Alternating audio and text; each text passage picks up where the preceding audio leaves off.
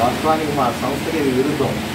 ఇవన్నీ ఒక రకమైనటువంటి దాన్ని పెంచి ఇవాళ కలిపారు, సంతోషపడ్డా. రేపు తప్పుడు చెప్తున్నా, ఇది ఎల్లకాలం కంటిన్యూగా ఉండాలంటే దేన్ని తీసుకోకుండా ఉంటే గొడవ బాగా చెప్పారు. అంటే అహంకారం తగ్గించుకోవడానికి చూస్తున్నారు, అహంకారం పెంచాలని చెప్పి మేము ప్రయత్నం చేస్తా ఉంటాం.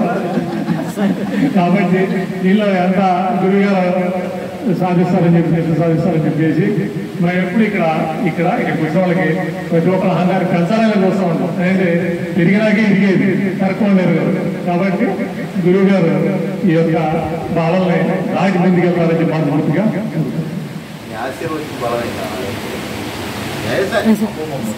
సార్ మీరు పెద్దవాళ్ళు.